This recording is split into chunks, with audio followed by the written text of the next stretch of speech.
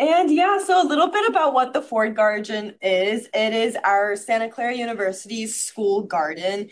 And this garden allows opportunities for SCU students and faculty members to have the opportunities to learn about food and social justice, agroecology, farming practices, how to cook plant-based recipes with our vegetables. We have this thing called Nourish Nights where anyone can come in and get a free meal every Monday and just a place to learn about native California botany. It just is a place on our campus where we can come together and do farming practices, but it also acts as a really important reflective space for a lot of students and faculty members.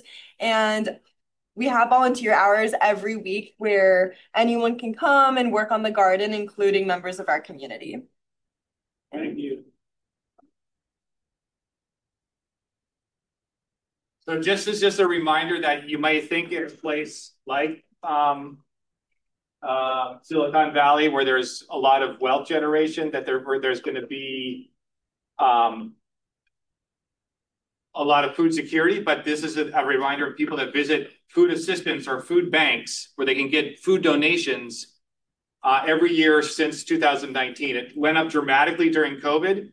And out of the population, like I said, of like 6 to 8 million, there's about 500,000 people that are visiting a food pantry every month, which is just a very high number of people that are served. This was data from the Second Harvest Food Bank. This is a map across the area of some of the locations of the food distribution sites. And this is what these food distribution sites look like when you're on the front lines actually helping to distribute food or restock the shelves. Hi, guys. My name is Austin. I work at the Bronco Food Pantry. And as you heard our professor just say, the main purpose of the Bronco Food Pantry is to provide food as well as personal care items to student and faculty at SCU. Um, our roles entail stocking and organizing the pantry, keeping the area clean and neat, as well as breaking down any boxes or anything the food shipped in. And there's a picture of the pantry right there. It's pretty small, but it gets the job done. And an interesting fact is most of those that utilize our pantry are international students. So something noteworthy there.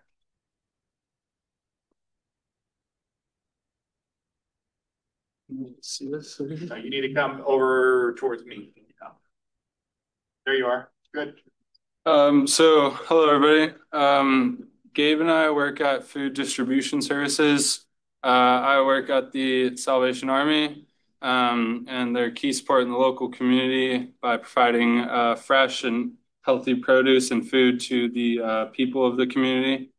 They also provide full hot meals to seniors, and my placement helps serve more than 250 to 300 people a day.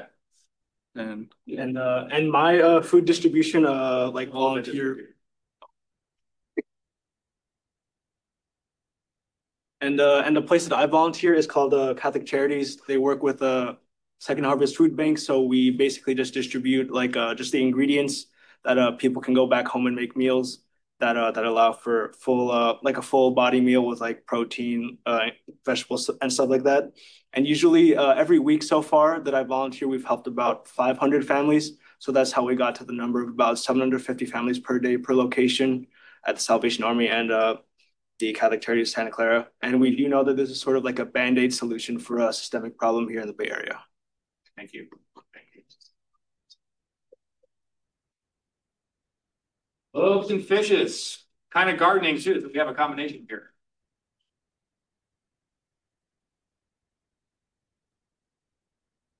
Yeah, so we're volunteering at Loaves and Fishes, which is a large-scale kitchen right here in San Jose that provides 25,000 meals a week to people in need around the San Jose County and Santa Clara greater areas, Silicon Valley in total. And their kitchen is a great resource for all the people who really need food and don't have access to it. And what we've been doing specifically is going and volunteering in their garden, like a small-scale garden, and they grow a lot of the food, and everything that they grow goes straight to the kitchen so they can use it to cook fresh meals. And I'm Billy, one of the student volunteers at the garden as well. Pretty much, I mean, it has our contribution is more towards like helping out with overall produce and making sure that like one of the owners mentioned how the whole point of it is also if there's anybody in need of food or is like seeking produce, they're willing to provide anything, you know, whatever that they have. And that's definitely a cool part about the garden on how it has a big community aspect or its focus is on contributing to the community. But it's all about helping out people in need and providing the produce for loaves and fishes. I'm Claire, and just another overview is that they have the Sustainable Garden for fresh produce. They also have the hot meal program and a grocery bag pickup for community members to access. And I've had the opportunity to work at both the garden and the kitchen, which has been really impactful to see the food being grown and then being used in the kitchen.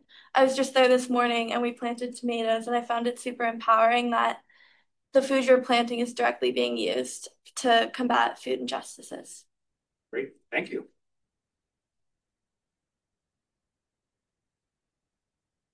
And so my name is Drew, and I think I'm the last one. So similar to other food pantries, Sacred Heart is a local nonprofit that provides food, clothing, education, and housing supports to lower income families and individuals. And they serve 25,000 individuals or families a year, which is a lot, and that's about 600 people a day. And they help them overcome poverty through short-term food assistance and like emergency services and long-term solutions such as job training, housing assistance. And I myself, like many volunteers, have assisted with the bagging and distribution of fresh produce and other goods, as well as sorting clothes. I think that is all that we have from the Santa Clara side. That's just a little bit of nutshell what we've been working on, and hopefully it's useful for all of you and interesting. Maybe not the usual story you'll hear coming out of Silicon Valley. We're kind of like the other Silicon Valley. That's where we're working, right? Because yes, lots of things happening in addition to tech jobs and computer manufacturing, and there can be lots of innovation in the food distribution sector as well that's aimed at a more sustainable change. So we're really excited to hear from all of you. So that's at this point we're going to kick it back to the Philippines. Okay, I'll take over sharing the slides, Chris. Okay, perfect. I will unshare. Jason will be our first speaker, and he will give a background of the farming practices here in Bengun. Hey, Jason. Good morning to all of you. Good afternoon. Good morning. I am Jason Minaling from Mindanao, Philippines. Now I share about the agroecology, organic farming, and traditional farming. So the garden follows the basic principles of organic farming, and so we do not use chicken dung from the commercial poultry farm, chemical and feeds used. The fish free are simple organic concoction. The intention is to produce food other than carbohydrates for use in the dalupaan. The garden is not typical of the traditional farm, given its street plots and path, but work with many of the traditional practices. The farm is beside one of the littered of Quiaso River and in the broader forest and bamboo environment, which is more protective of this type of ecosystem we call agroecology than if the garden were surrounded by open maize field. EPC has always had a food garden or small farm and keep pigs and buffaloes.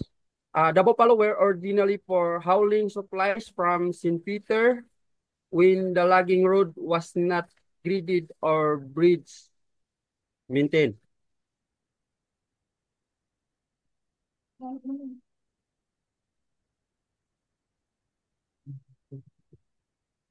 The next I hand over to Marlene Perez to continue. Thank you.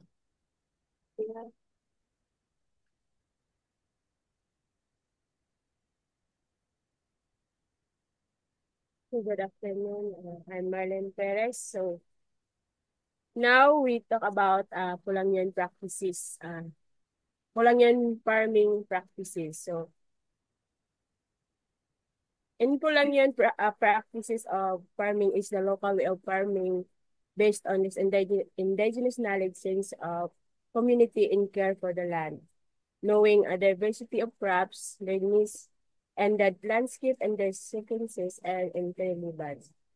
This farm is very dependent on the environmental process and seasons, including the moon, weather as a farm of around hectare or taligba. It is taligba bonday. It is garden of traditional garden. 10 to 100 square meter. So that is the traditional garden. So we followed moon. It is bitay or the full moon in the March and October, and the best rice and corn. So dalokilop. This is the time. There is no moon that is best planting some vegetable, hunting and fishing. So that is the this local way of farming is done without external chemicals inputs.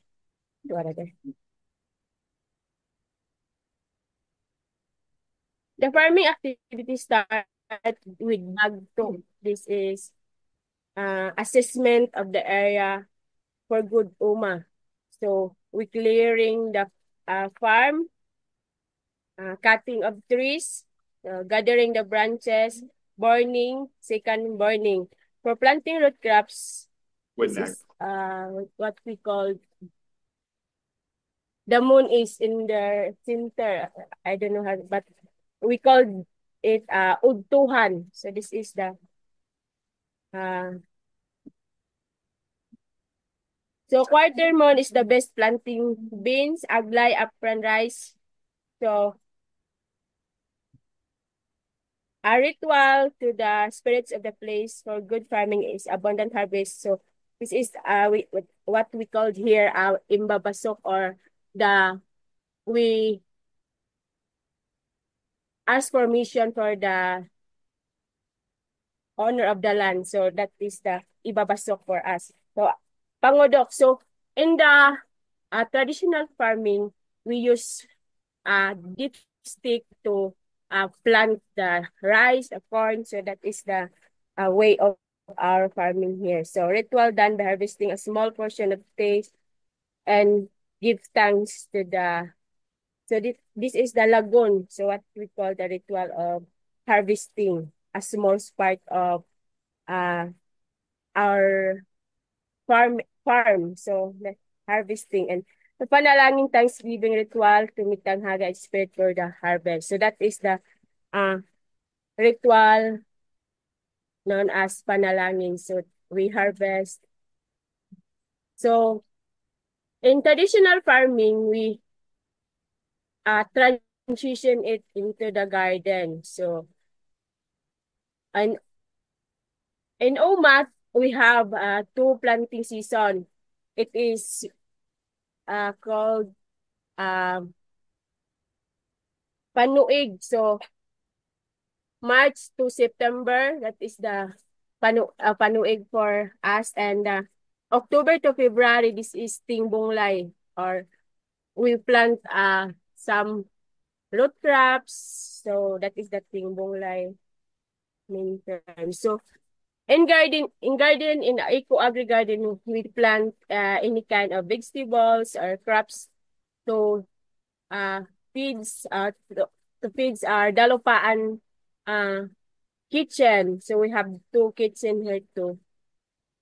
Feeds for, and also we feed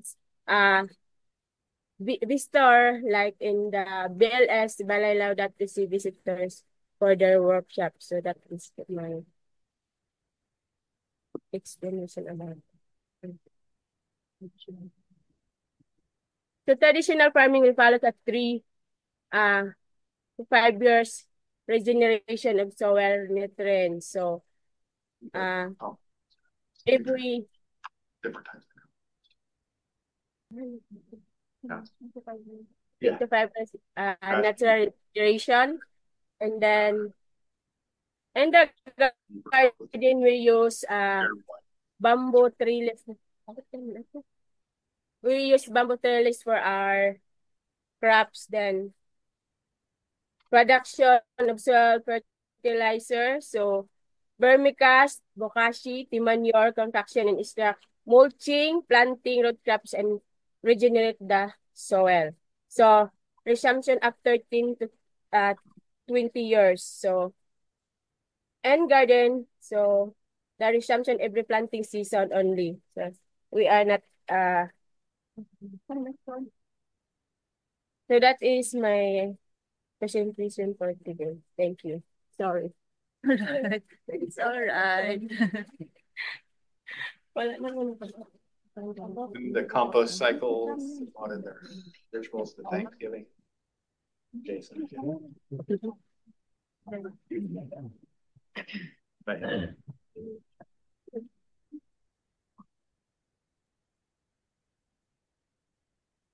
Okay, good afternoon again. Now I continue the discussion of Marlene. So now I talk about the indigenous Fulangian way of farming and food system. So this is our way of preparation of the land. So in the month of January, we have land preparation of brushing, and then clearing for in February, and then in the March, cutting of trees, removing of branches, and then burning, and then the lapok, gathering of cutting trees. And then next in the April is we have planting rice and corn, aglay. Next is plant longa, the sesame seeds, andawa, kudyapa, kandul, balatong tubo. So that's our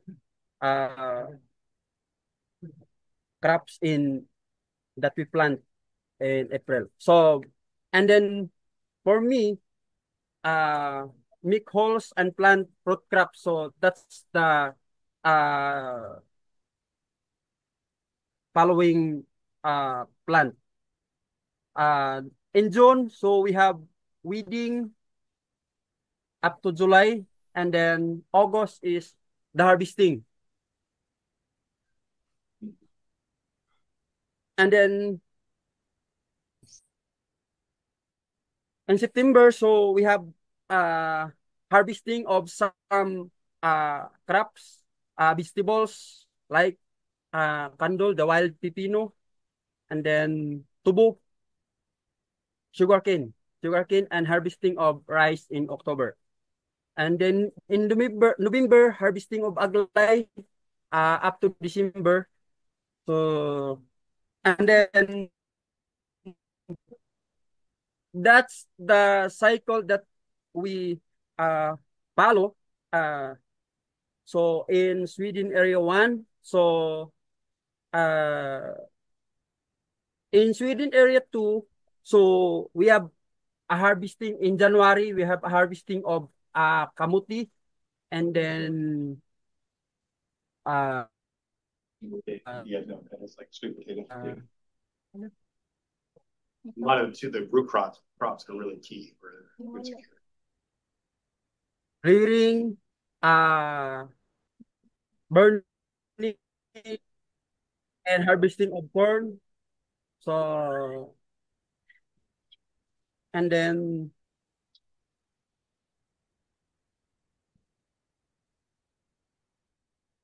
followed by the taro. And then in June to July, make holes to plant root crops. So additional planting of taro and then some root crop.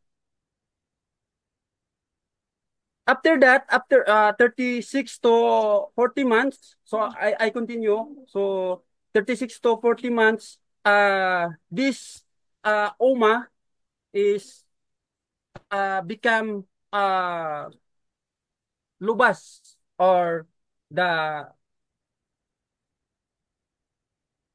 followed by the natural grown trees like pioneer species, and there are some grass that taking over the area, and then so and after uh 5 to 10 years, so that also become next open areas to become a farm. So and Natural now I continue life dynamic in the soil. A small amount of soil is populated with millions of diverse microorganisms not visible to human eye. This includes bacteria, fungi, archaea, viruses, and protozoa that are beneficial, while other are pathogenic, deeply a big role in much broader ecosystem cycle of decay and growth.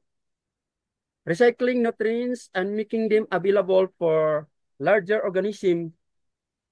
With this process of decomposition, they keep the soil healthy, sustaining the growth from the harvest to the new planting and harvest again.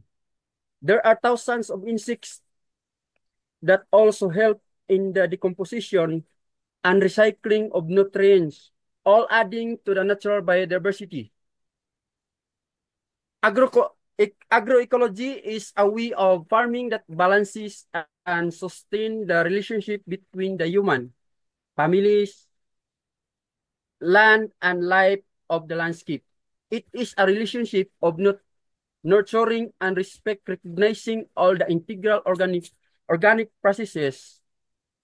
A particular ecosystem has its natural processes in keeping the balance of energy, water, nutrients, diversity, and food chain with the broader microclimate conditions. The human intervention through farming and livelihood adjust to a make adjustment in all of these flows.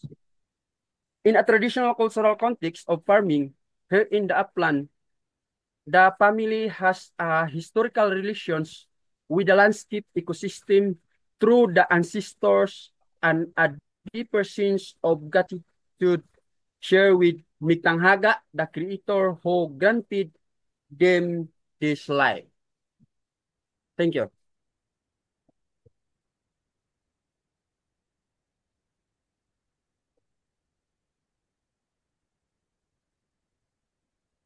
Hi everyone, good afternoon, and I will present our crop and food diversity. And crop diversity is about the variety of food and right nutrition, but it also plays a role in reducing major pest infestation and disease, while inviting natural pest controllers and pollinators that help keep the balance through sustaining natural food web and diversifying the ecosystem. Some of the local crops are still found in a few traditional on Agusan site, like humay, upland rice. There are at least 11 local varieties, remembered, and maize, corn at least 6 varieties. Most of these green varieties are big rice fields in California. very rare today and can only be found in distant communities. Other locally available greens include aglay, Locally adapted. jabs, tears of which there are little bit in mini Oma. Other vegetables are more commonly grown in limited areas. Root crops, other kamote, sweet potato, perhaps 10 varieties. And bingala, luya, dawa, adupa, tabug, and yeah. We have fruits like banana, and banana have 7 varieties and other fruits. And the food diversity provides a healthy and balanced diet in Pulangian traditional, and it is dependent upon the farmer's knowledge skills in maintaining the diversity possible during the planting seasons, and right crops have to be selected for a hot and wet weather as against when hot weather. And we have ingala, cassava, kamote, and harvest. The whole family plays a role in this. The woman is maintaining the diversity. Also, the herbal plants and preparation and the small ones.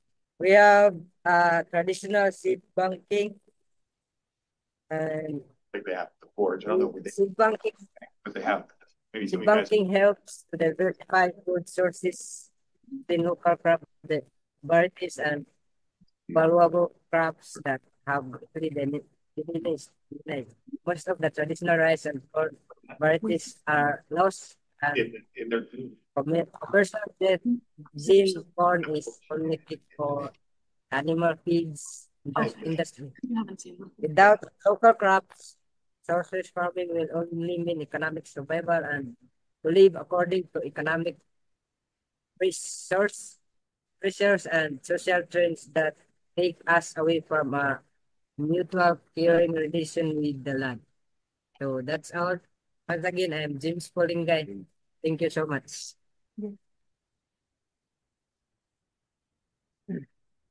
Hi everyone, I am Yan. So I am talking today about the natural pest control. Basically, the Pulangian practice rely on the natural environment, on the diversity of the animals, the naturally controlled pests and insects, and and second is the Pulangian set up traps when necessary for other animals. So, but given the changes in the land use and the practice, this disrupts the natural cycle or the natural food web. So now we use basic natural farming principle on organic, which is the companion planting. But in traditional farm, we used to put together the rice, aglay, and wild cucumber, and traditional melon, sugarcane, and cassava. And in the garden, we papaya, sweet potato, pichay, chive, and bell pepper, cassava, and string. So, natural insect repellent that we use in the farm is the ginger, peppermint, sweet basil, marigold, chive, chili pepper, citronella, and marigolds are great. We use it. mugwort. Citronella, you like the citronella bugger. That's the same stuff. So, these are the concoctions we use also to control pests, OHN, Oriental Herbal Nutrient, insect trap solution and lactic acid bacteria serum. Also, we try to control the pest through the orientation of our plant because some insects follow lights and while others are hiding in the dark. So so that's it. Thank you. One quick question. Do we know what Adulai is? It's like a the common English term we use for it is job steers. It's a round the plant is like corn, but the grains are round. Actually, it's Like sorghum maybe or millet? yes, yes. Like more like barley. Uh-huh. Okay. Thank you. Yes. We now proceed to vulnerabilities and how the Pulangiyon respond to these vulnerabilities. Hi, good afternoon, everyone. I'm Aneriza Minaling from Bendon. So today I will talk about seasonal hunger or the creeping disaster. So, wait lang. Vulnerability. So we face three main fears in addressing risk. First is in terms of our houses, house structures.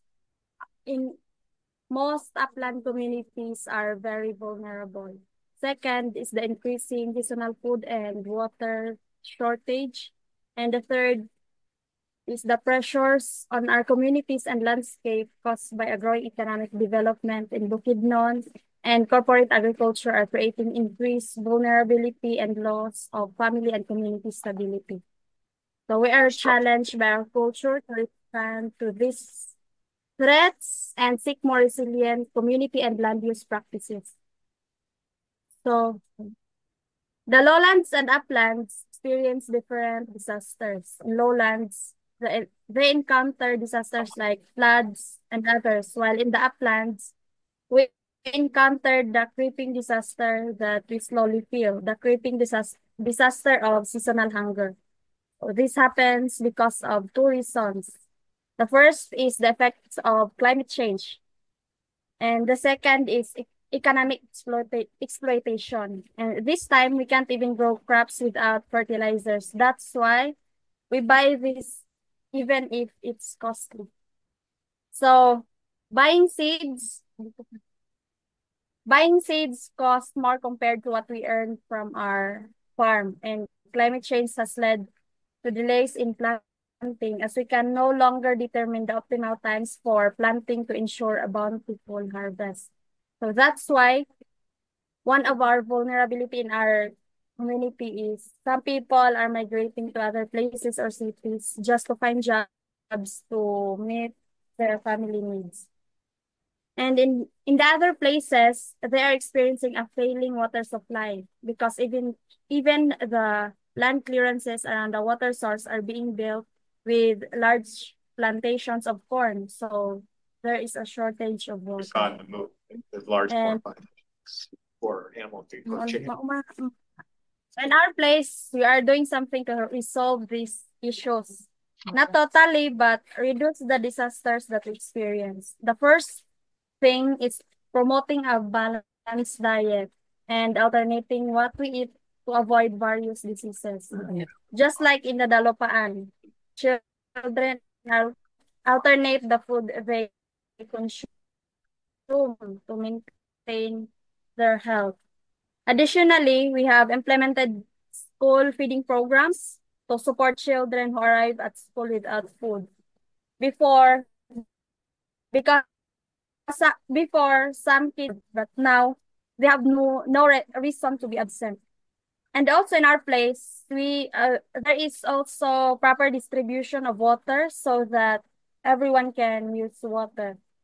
There are also sustainable foods that we can consume when there is typhoon and other disasters.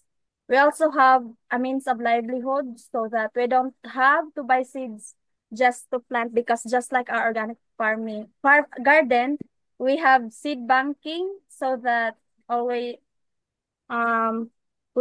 always have seeds to plant next time. So while it is difficult to avoid fires during farming, we are setting limits on where we farm to protect our forests. And we don't need to go to the mountains just to farm. And so when the heat comes, we have shelter because we still have thick forest. And because if you protect the forest, you will also be protected when the long-term dry season comes. Not just in the long-term dry season, but also if some strong winds and storms comes. Sorry now. Next. What? Okay, now.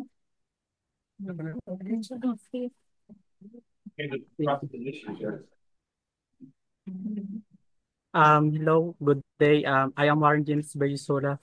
So, as a young people, we have a great right to have a voice and do some things so that this can be resolved gradually.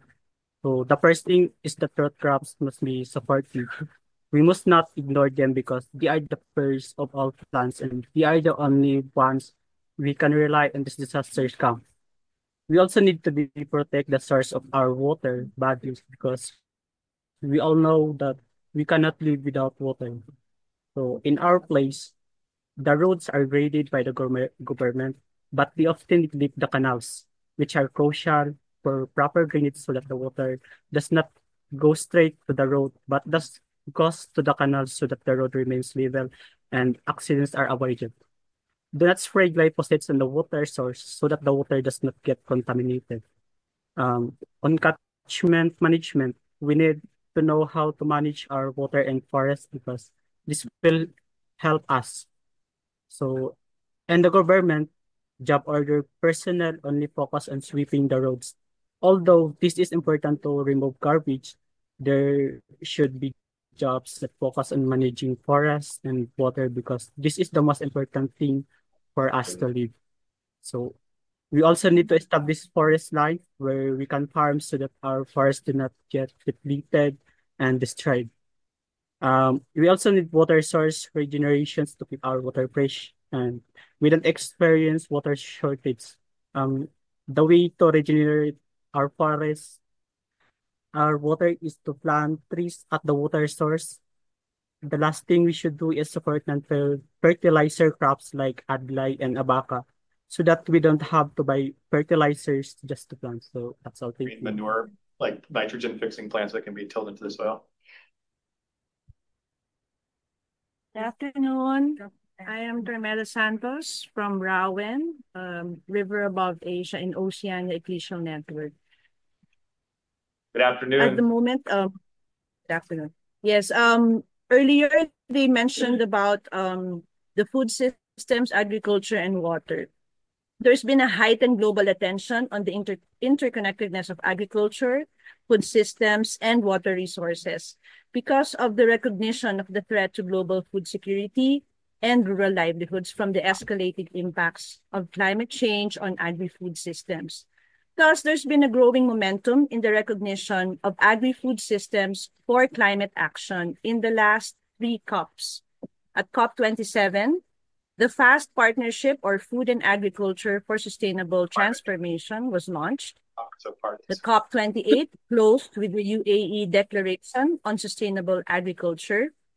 And at the COP29, the focus is on fostering better collaboration of initiatives among actors and access to climate finance with the Baku Harmonia Climate Initiative for Farmers. So this, they have a shared vision for 3 core goals. First is the collaboration among initiatives through a knowledge sharing platform. Second is making agri-food investment more attractive to multilateral development banks and agricultural public development banks. And third is the empowerment of farmers, especially women and youth, with tools to build climate resilient communities. So as we're preparing for COP30 in Belém, Brazil, we hope that this agenda will be also given focus and the initiatives will really reach our local communities. That concludes our presentation, and we now go to questions and answers if there are questions. Yes, thank you so much.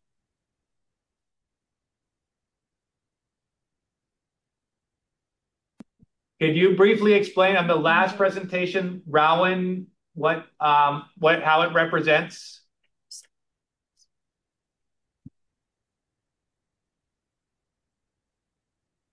Thank you. Yes, we are an ecclesial we are an ecclesial network. And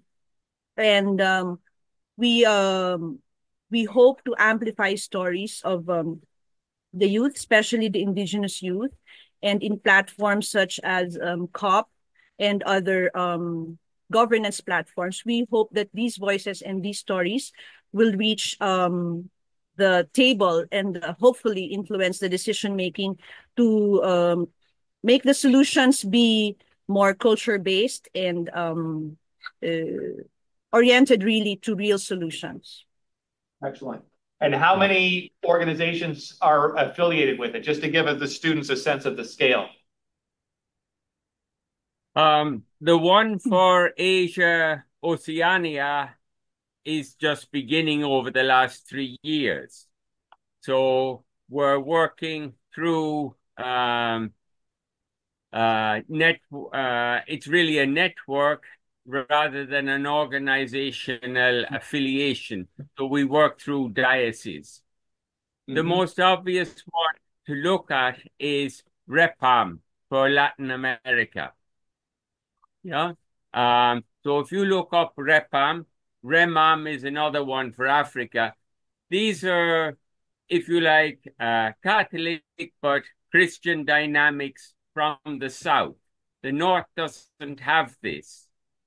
And the REPAM, REMAM, and RAWAN are 3 ecclesial networks of the South that are working together to try to get the bishops and actually a Vatican lobby at the UN COP30.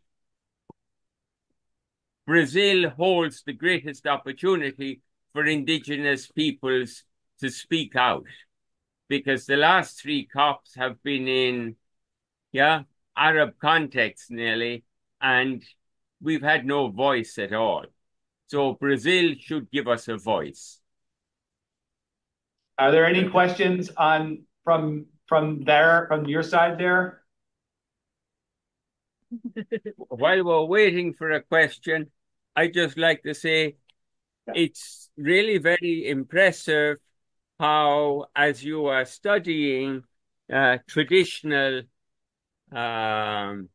agricultural practices in your program, that there is this translation to the social. This is very impressive for us because this is our struggle, trying to connect the farm with, we call it the Dalupaan, where the students from other villages come and stay so that we have enough food. So ours is precisely on that same balance as well, to produce food for the students in the school.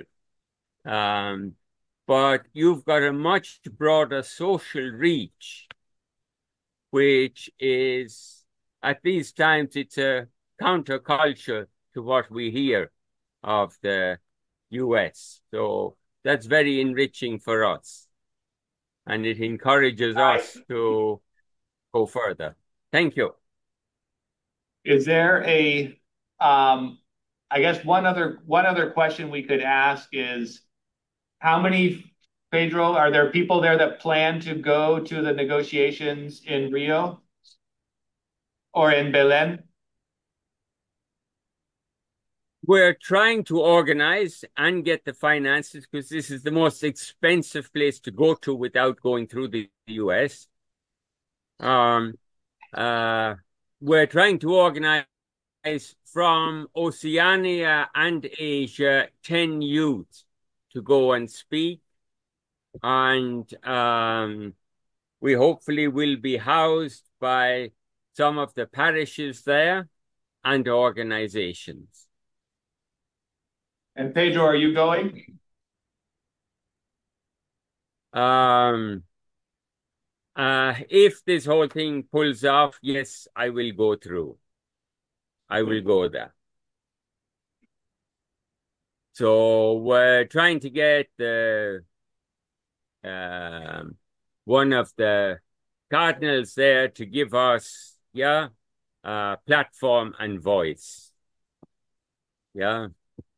What do you think one of the most Cardinal Spengler. Cardinal Spengler, okay, who's probably in Rome right now for the conclave that just wrapped up. Yeah. Well, I guess one question is, how can people here be engaged in supporting youth voices or agroecology or other values that they see important for these international negotiations, even if not many folks will not be able to go in person? It's always important to work from the local to the national. So this is one of the challenges. I do feel that, things are shifting, and we constantly need this voice, to bring about the changes necessary, because it's going to take a generation. So out your information on this from different aspects is very important. Paul Galt, a friend of mine, a Jesuit in Germany, has just been released from prison because of his protest in Munich. So there's a lot of ferment that the capitalist model has to change, because there's nothing much we can do to change the local economy here unless the model itself of just extraction changes. Sorry, Milay, you want to talk? We are having a learning series on COP30. I think an answer to that question would be, simply journeying with the indigenous youth, and getting to share your stories would be good. We had our first run last week, 2 weeks ago, and our next run will be on June 13.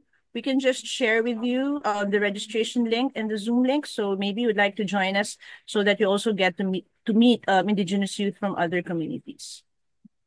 So we can journey together. Even if not everybody will get to be physically at the COP, at least we get to connect, and we get to amplify what's happening on the ground. Thank you. Thank you. No questions? You guys are all good? Okay. Any questions over there? If not, we can. I know you all got up early, or maybe you were already awake, but you got connected early for this international call. Okay. Okay, thank you so much. Thank you. Thank you.